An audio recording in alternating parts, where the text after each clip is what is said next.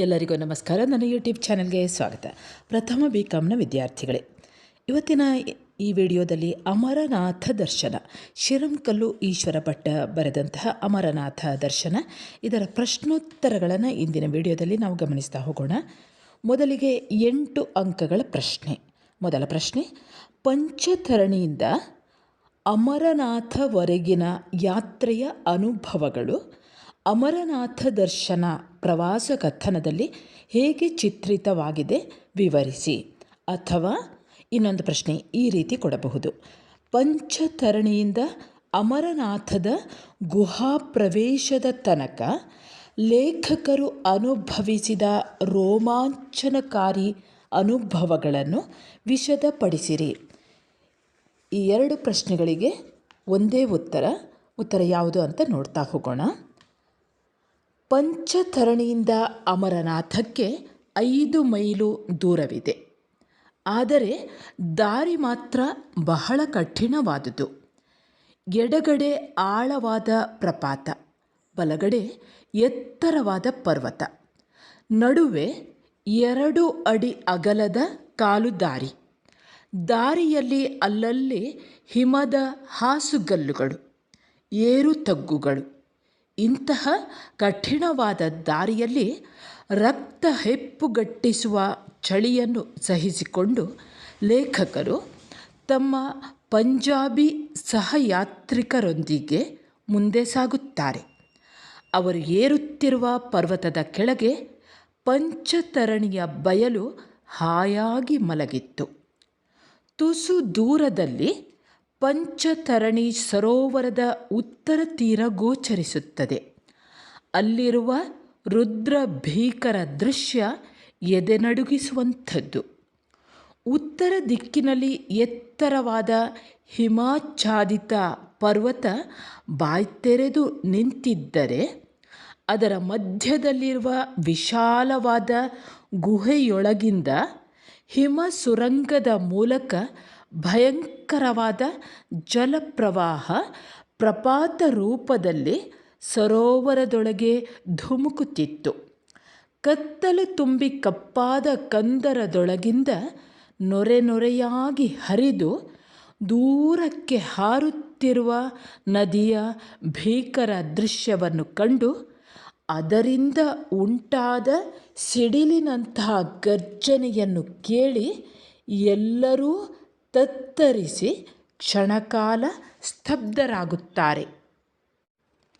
ಆ ಪರ್ವತದ ಪೂರ್ವ ಭಾಗದ ಬದಿಯಿಂದ ಬಳಸಿಕೊಂಡು ಲೇಖಕರ ಯಾತ್ರೆ ಈಶಾನ್ಯ ದಿಕ್ಕಿಗೆ ಮುಂದುವರಿಯುತ್ತದೆ. ಈಗ ಅವರ ಎಡಗಡೆ ಎತ್ತರವಾದ ಪರ್ವತ, ಬಲಗಡೆ ಆಳವಾದ ವಿಶಾಲ ಕಣಿವೆ, ಅಲ್ಲಲ್ಲಿ ಜಾರುವ ಹಿಮಬಂಡೆಗಳು. ಪರಮಾತ್ಮನ ಪವಿತ್ರ ನಾಮಸ್ಮರಣೆ ಮಾಡುತ್ತಾ ಮುಂದೆ ಹೋಗಿ ಆ ಪರ್ವತದ ಹಿಂಭಾಗವನ್ನು ತಲುಪುತ್ತಾರೆ. ಬಹುದೂರದ ಈಶಾನ್ಯ ದಿಗಂತದಲ್ಲಿ ಆಕಾಶವನ್ನು ಭೇದಿಸಿ ಗಂಭೀರ ಭಾವದಿಂದ ತಲೆ ಎತ್ತಿ ನಿಂತಿರುವ ಎತ್ತರವಾದ ಅಮರನಾಥ ಪರ್ವತ ಮೋಡಗಳ ಎಡೆಯಲ್ಲಿ ಗೋಚರಿಸುತ್ತದೆ. ಅಮರೇಶ್ವರ ಹಿಮಲಿಂಗವಿರುವ ಪವಿತ್ರವಾದ ಪರ್ವತವನ್ನು ಕಂಡು ಯಾತ್ರಿಕರು ಭಕ್ತಿಯಿಂದ ಕೈಮುಗಿಯುತ್ತಾರೆ. ಕಣ್ಣಿಗೆ ಕಾಣಿಸಿದರೂ ಅಲ್ಲಿಗೆ ಹೋಗುವ ದಾರಿ ಮಾತ್ರ ತುಂಬ ದುರ್ಗಮವಾದುದು.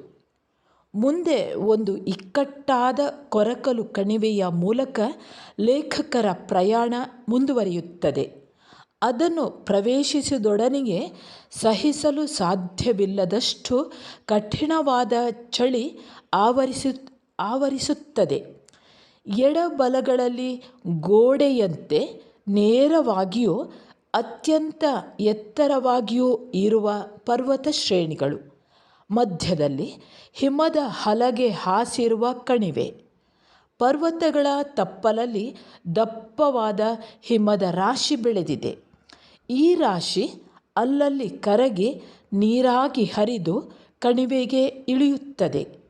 ಕೆಲವೆಡೆಗಳಲ್ಲಿ ಕೆಳಭಾಗ ಕರಗಿ ಮೇಲ್ಭಾಗ ಮಾತ್ರ ಮುಂದೆ ಚಾಚಿರುವ ಹಿಮದ ಬೃಹತ್ತಾದ ಬಂಡೆಗಳ ಅಡಿಯಲ್ಲಿ ಹೋಗುವಾಗ ಬಹಳ ಭಯವಾಗುತ್ತದೆ. ಅಡಿಯಲ್ಲಿ ಬಿರುಕು ಬಿಟ್ಟು ಬೀಳಬಹುದು ಎಂದು ತೋರುವ ಹಿಮಗಲ್ಲುಗಳನ್ನು ಸೈನಿಕರು ಕಬ್ಬಿಣ ಗೂಟಗಳ ಮೂಲಕ ಸರಪಳಿಗಳಿಂದ ಬಿಗಿದು ಕೆಳಗೆ ಉರುಳಿ ಬೀಳದಂತೆ ಬಂಧಿಸಿದ್ದಾರೆ. ಕಣಿವೆಯ ತಳದಲ್ಲಿರುವ ಹಿಮದ ಹಾಸುಗಲ್ಲುಗಳ ಕೆಳಗೆ ನದಿ ಹರಿಯುತ್ತಿರುವ ಗರ್ಜನೆ ಕೇಳಿಸುತ್ತದೆ. ಹಲವೆಡೆ ಹಿಮ ಕರಗಿರುವಲ್ಲಿ ಆಗಿರುವ ಭೀಕರ ಕಂದರಗಳ ಒಳಗೆ ಇಣುಕಿ ನೋಡಿದರೆ ನೊರೆ ಕಾರುತ್ತಾ ಭೋರ್ಗರೆದು ಹರಿಯುತ್ತಿರುವ ಆ ನದಿಯ ಪ್ರವಾಹ ಕಾಣಿಸುತ್ತದೆ. ಹಿಮ ಕರಗಿ ತೆಳ್ಳಗಾಗಿರುವ ಸ್ಥಳಗಳನ್ನು ತಿಳಿಯದೆ ತುಳಿದರೆ ಕೆಳಗೆ ಕುಸಿದು ಹೋಗಿ ಯಾತ್ರಿಕರು ನದಿಗೆ ಬಿದ್ದು ಪ್ರವಾಹದಲ್ಲಿ ಕೊಚ್ಚಿ ಹೋಗುವ ಭಯವಿದೆ. ಅಂತೆಯೇ ಅಂತಹ ಸ್ಥಳಗಳನ್ನು ಲಾಠಿಯಿಂದ ಕುಟ್ಟಿ ಗುರುತಿಸಿ ಯಾತ್ರಿಕರು ಅಲ್ಲಿಗೆ ಹೋಗದಂತೆ ಸೈನಿಕರು ಎಚ್ಚರ ವಹಿಸುತ್ತಾರೆ. ಅಮರನಾಥ ಲಿಂಗದ ದಿವ್ಯ ದರ್ಶನ ಆಧ್ಯಾತ್ಮ ಅನುಭೂತಿಯದು. ಹಿಮ ಶಿವಲಿಂಗದ ಗುಹೆಯನ್ನು ಪ್ರವೇಶಿಸುತ್ತಿದ್ದಂತೆಯೇ ಅಲ್ಲಿ ಕಾಣುವ ದೃಶ್ಯ ಅವರ್ಣನೀಯವಾದುದು. ತುಂಬ ವಿಶಾಲವಾದ ಗುಹೆಯ ಮಧ್ಯದಲ್ಲಿ ಅಗಲವಾದ ಹಿಮದ ಹಲಗೆಯ ಮೇಲೆ ವಿಶಾಲವಾದ ಹಿಮ ನಿರ್ಮಿತ ಶಿವಲಿಂಗ ಗೋಚರಿಸುತ್ತದೆ. ಅದರ ಎಡಬಲ ಭಾಗದಲ್ಲಿ ಗಣಪತಿ ಮತ್ತು ಗಿರಿಜೆ ಹಿಮಲಿಂಗಗಳು ಗೋಚರಿಸುತ್ತವೆ. ಪ್ರಕೃತಿ ನಿರ್ಮಿತ ಗುಹೆಯಲ್ಲಿಯೂ ಶಿಲ್ಪದ ಚಮತ್ಕಾರವನ್ನು ಕಂಡು ಲೇಖಕರು ಚಕಿತವಾಗುತ್ತಾರೆ. ಗುಹೆಯ ಮೇಲ್ಭಾಗದಿಂದ ಹನಿಹನಿಯಾಗಿ ಜಿನುಗುವ ನೀರು ಶಿವಲಿಂಗದ ತಲೆಯ ಮೇಲೆ ಮಾತ್ರ ಬೀಳುತ್ತಿರುವುದು ಆಶ್ಚರ್ಯಕರವಾಗಿದೆ. ಈ ಪರ್ವತ ಶಿಖರದ ಮೇಲ್ಭಾಗದಲ್ಲಿ ರಾಮತೀರ್ಥ ಎಂಬ ಸರೋವರವಿದೆಯೆಂದು ಹೇಳುತ್ತಾರೆ. ಗಣಪತಿ ಲಿಂಗದ ಬಲಭಾಗದಲ್ಲಿ ಅಮರಾವತಿ ತೀರ್ಥವಿದೆ. ಈ ತೀರ್ಥಕುಂಡದ ಪಕ್ಕದಲ್ಲಿ ಭಸ್ಮದಂತಹ ಬಿಳಿ ಮಣ್ಣಿನ ರಾಶಿಯಿದೆ. ಈ ತೀರ್ಥ ಮತ್ತು ಭಸ್ಮಗಳೇ ಅಮರನಾಥ ಕ್ಷೇತ್ರದ ತೀರ್ಥ ಪ್ರಸಾದಗಳು. ಪಾರ್ವತಿ ಲಿಂಗದ ಎಡಭಾಗದಲ್ಲಿ ಒಂದು ಕಲ್ಲಿನ ಹಲಗೆಯ ಮೇಲೆ ಶಂಕರ ಭಗವತ್ಪಾದರ ಛಡಿ ಇದೆ. ಛಡಿ ಅಂದರೆ ಪಲ್ಲಕ್ಕಿ. ಯಾತ್ರಿಕರು ಮೊದಲು ಗಣಪತಿ ಲಿಂಗವನ್ನು, ನಂತರ ಶಿವ ಪಾರ್ವತಿ ಲಿಂಗವನ್ನು, ಕೊನೆಗೆ ಛಡಿಯನ್ನು ಪೂಜಿಸಿ ತೀರ್ಥ ಪ್ರಸಾದ ತೆಗೆದುಕೊಂಡು ಪಂಜಾಬಿ ಸಹಯಾತ್ರಿಕರೊಂದಿಗೆ ಕೆಳಗೆ ಇಳಿಯುತ್ತಾರೆ. ವಿದ್ಯಾರ್ಥಿಗಳೇ, ಇನ್ನು 6 ಅಂಕದ ಪ್ರಶ್ನೋತ್ತರಗಳನ್ನು ಗಮನಿಸ್ತಾ ಹೋಗೋಣ. ಮೊದಲ ಪ್ರಶ್ನೆ, ಅಮರನಾಥದ ಮಹತ್ವ ಮತ್ತು ಅದರ ಪೌರಾಣಿಕ ಹಿನ್ನೆಲೆಯನ್ನು ಕುರಿತು ಬರೆಯಿರಿ. ಉತ್ತರ: ಅಮರನಾಥ ದರ್ಶನ ಶಿರಂಕಲ್ಲು ಈಶ್ವರ ಭಟ್ಟರ ಒಂದು ಮಹತ್ವದ ಪ್ರವಾಸಿ ಕಥನ ಭಾಗ. ಹೆಸರೇ ಸೂಚಿಸುವಂತೆ ಅಮರನಾಥ ಹಿಮ ಶಿವಲಿಂಗ ದರ್ಶನ, ಅದರ ಮಹತ್ವ ಹಾಗೂ ಪೌರಾಣಿಕ ಹಿನ್ನೆಲೆ ಇದನ್ನು ರೋಮಾಂಚನಕಾರಿ ಅನುಭವದೊಂದಿಗೆ ಅನಾವರಣಗೊಳಿಸುವುದು ಈ ಪ್ರವಾಸಿ ಕಥನ ಭಾಗದ ಮೂಲ ತಿರುಳು ಮತ್ತು ಆಶಯ. ಹಿಮಾಲಯ ಪ್ರಾಕೃತಿಕ ವೈಚಿತ್ರ್ಯಗಳ ತವರೂರು. ವೈಜ್ಞಾನಿಕ ಸಲಕರಣೆಗಳ ಅಳವಿಗೂ ಒಳಪಡದ ಅಲ್ಲಿನ ಅನೇಕ ಅದ್ಭುತಗಳಲ್ಲಿ ಅಮರನಾಥದ ಶಿವಲಿಂಗವೂ ಒಂದು. ಹಿಮ ನಿರ್ಮಿತವಾದ ಈ ಶಿವಲಿಂಗದ ರಹಸ್ಯವನ್ನು ಪ್ರಪಂಚದ ಮಾನವ ಸಮೂಹ ಇನ್ನೂ ಅರಿತಿಲ್ಲ. ಸಾವಿರಾರು ವರ್ಷಗಳಿಂದಲೂ ಒಂದೇ ವಿಧದಲ್ಲಿ ಲಿಂಗಾಕಾರವಾಗಿ ಬೆಳೆಯುತ್ತಿರುವುದು ಅಮರನಾಥ ಹಿಮಲಿಂಗದ ವೈಶಿಷ್ಟ್ಯ.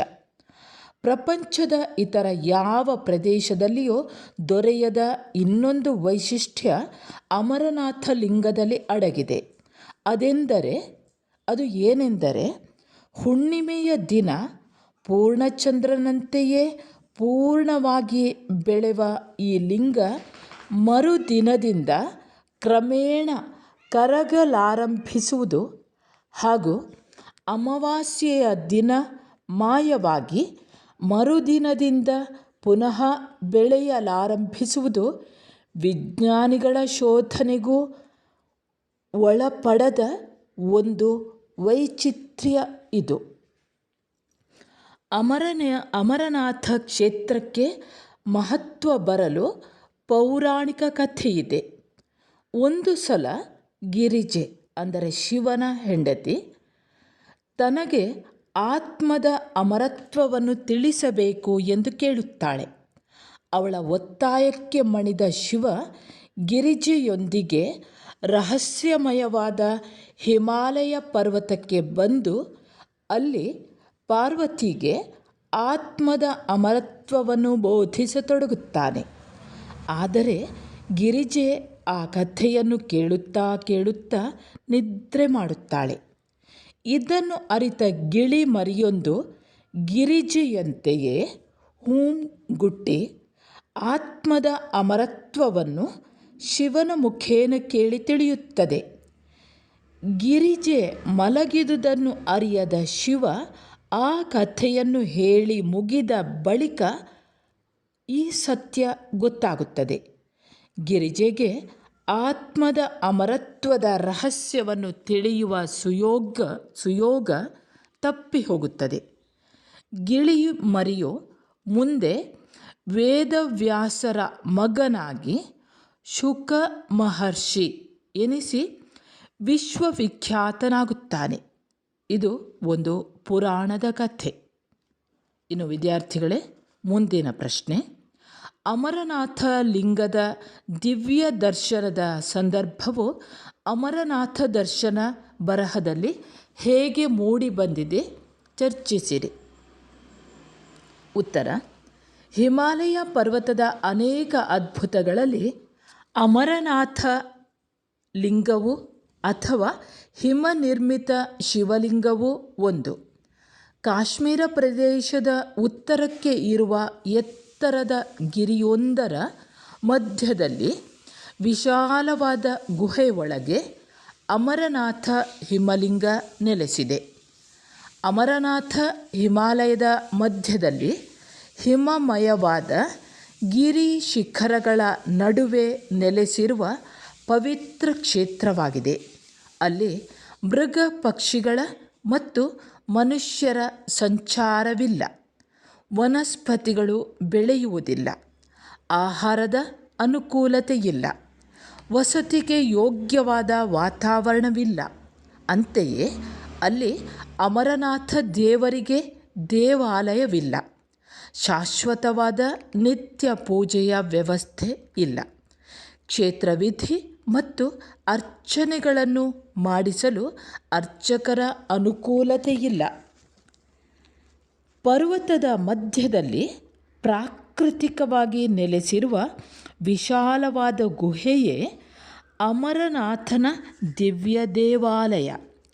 ಭಕ್ತಿಯ ಭವ್ಯ ಭಾವನೆಗಳ ಭಾರದಿಂದ ಬಾಗುತ್ತಾ ಬರುತ್ತಿರುವ ಯಾತ್ರಿಕರೇ ಅಲ್ಲಿ ಅರ್ಚಕರು. ಅವರು ಎಚ್ಚರಿಸುತ್ತಿರುವ ಪರಶಿವನ ಪಾವನ ನಾಮಸ್ಮರಣೆಯೇ ವೇದಮಂತ್ರ. ಪರಮಾತ್ಮನ ಮಹಿಮೆಗಳಿಂದ ಅವನ ಇರುವಿಕೆಯ ಅನುಭವಗಳ ಮೂಲಕ ಪಕ್ವವಾದ ಭಕ್ತರ ನಿರ್ಮಲವಾದ ಮನಸ್ಸೇ ಅಲ್ಲಿರುವ ಶಿವನಿಗೆ ನೈವೇದ್ಯ. ಇಂತಹ ಅಪೂರ್ವವಾದ ಮತ್ತು ಆಶ್ಚರ್ಯಕರವಾದ ಸ್ಥಳವನ್ನು ಸಂದರ್ಶಿಸುವುದು ಒಂದು ಮಹಾಭಾಗ್ಯವೇ ಸರಿ ವಿದ್ಯಾರ್ಥಿಗಳೇ, ಇನ್ನು 1 ಅಂಕದ ಪ್ರಶ್ನೋತ್ತರಗಳನ್ನು ಗಮನಿಸ್ತಾ ಹೋಗೋಣ. ಪ್ರಶ್ನೆ 1. ಪ್ರಸ್ತುತ ಪ್ರವಾಸ ಕಥನ ಭಾಗದ ಕರ್ತೃ ಯಾರು? ಉತ್ತರ: ಶಿರಂಕಲ್ಲು ಈಶ್ವರ ಭಟ್ಟ. 2ನೇ ಪ್ರಶ್ನೆ. ಅಮರನಾಥ ದರ್ಶನ ಯಾವ ಕಥನದ ಭಾಗ? ಉತ್ತರ ಅಮರನಾಥ ದರ್ಶನ ಶಿರಂಕಲ್ಲು ಈಶ್ವರ ಭಟ್ಟರ ಅಮರನಾಥ ದರ್ಶನ ಪ್ರವಾಸ ಕಥನದ ಭಾಗ. ಮೂರನೇ ಪ್ರಶ್ನೆ, ಪ್ರಸ್ತುತ ಕಥನ ಭಾಗದ ತಿರುಳು ಏನು? ಉತ್ತರ ಅಮರನಾಥ ಹಿಮಲಿಂಗದ ದರ್ಶನ ಮಹತ್ವ ಹಾಗೂ ಪೌರಾಣಿಕ ಹಿನ್ನೆಲೆಯ ಕುರಿತು ಪ್ರತಿಪಾದಿಸುವುದೇ ಪ್ರಸ್ತುತ ಕಥನ ಭಾಗದ ತಿರುಳು. ನಾಲ್ಕನೆಯ ಪ್ರಶ್ನೆ, ಪ್ರಾಕೃತಿಕ ವೈಚಿತ್ರ್ಯಗಳ ತವರೂರು ಯಾವುದು? ಉತ್ತರ ಹಿಮಾಲಯ. ಐದನೇ ಪ್ರಶ್ನೆ, ಹಿಮಾಲಯ ಪರ್ವತ ಅದ್ಭುತ ಯಾವುದು? ಉತ್ತರ ಹಿಮ ನಿರ್ಮಿತ ಶಿವಲಿಂಗ ಅಂದರೆ ಅಮರನಾಥ. ಆರನೇ ಪ್ರಶ್ನೆ, ಅಮರನಾಥ ಲಿಂಗದ ವೈಶಿಷ್ಟ್ಯವೇನು? ಉತ್ತರ ಸಾವಿರಾರು ವರ್ಷಗಳಿಂದಲೂ ಒಂದೇ ವಿಧವಾಗಿ ಲಿಂಗಾಕಾರವಾಗಿ ಹಿಮ ಬೀಳುತ್ತಿರುವುದು ಅಮರನಾಥ ಲಿಂಗದ ವೈಶಿಷ್ಟ್ಯ. ಇನ್ನು ಏಳನೆಯ ಪ್ರಶ್ನೆ, ಹಿಮ ಶಿವಲಿಂಗ ಪೂರ್ಣಚಂದ್ರನಂತೆ ಬೆಳೆಯುವುದು ಯಾವಾಗ? ಉತ್ತರ ಹಿಮ ಶಿವಲಿಂಗ ಪೂರ್ಣಚಂದ್ರನಂತೆ ಬೆಳೆಯುವುದು ಹುಣ್ಣಿಮೆಯ ದಿನ. ಎಂಟನೇ ಪ್ರಶ್ನೆ, ಹಿಮ ಶಿವಲಿಂಗ ಸಂಪೂರ್ಣ ಮಾಯವಾಗುವುದು ಯಾವಾಗ? ಉತ್ತರ ಅಮಾವಾಸ್ಯೆಯ ದಿನ. ಒಂಬತ್ತನೆಯ ಪ್ರಶ್ನೆ, ಅಮರನಾಥ ಕ್ಷೇತ್ರದ ಮಹತ್ವಕ್ಕೆ ಕಾರಣ ಯಾವುದು? ಉತ್ತರ ಆತ್ಮದ ಅಮರತ್ವದ ರಹಸ್ಯ. ಹತ್ತನೇ ಪ್ರಶ್ನೆ, ಪಾರ್ವತಿಯ ತಪ್ಪಿದ ಆತ್ಮದ ಅಮರತ್ವದ ರಹಸ್ಯದ ಸುಯೋಗ ಇದ್ದದ್ದು ಯಾರಿಗೆ? ಉತ್ತರ ಗಿಳಿ ಮರಿಗೆ. ಸರಿ ವಿದ್ಯಾರ್ಥಿಗಳೇ, ಇಲ್ಲಿಗೆ ಶಿರಂಕಲ್ಲು ಈಶ್ವರ ಭಟ್ಟ ಅವರು ಬರೆದಂತಹ ಅಮರನಾಥ ದರ್ಶನ ಇದರ ಪ್ರಶ್ನೋತ್ತರ ಇಲ್ಲಿಗೆ ಮುಕ್ತಾಯವಾಗ್ತದೆ. ಹಾಗೆ ನಿಮ್ಮ ಪಾಠಪುಸ್ತಕದ ಉಳಿದ ಪಾಠಗಳ ಪ್ರಶ್ನೋತ್ತರ ಮತ್ತು ವಿವರಣೆಯನ್ನು ಕೇಳಲು ಹಿಂದೆ ಹಾಕಿರುವಂತಹ ವಿಡಿಯೋಗಳಿಗೆ ನೀವು ಭೇಟಿ ನೀಡಿ. ಹಾಗೆ ಮುಂದೆ ಹೊಸ ವಿಷಯದೊಂದಿಗೆ ಮತ್ತೆ ಬರುತ್ತೇನೆ. ಅಲ್ಲಿಯವರೆಗೆ ನಮಸ್ಕಾರ.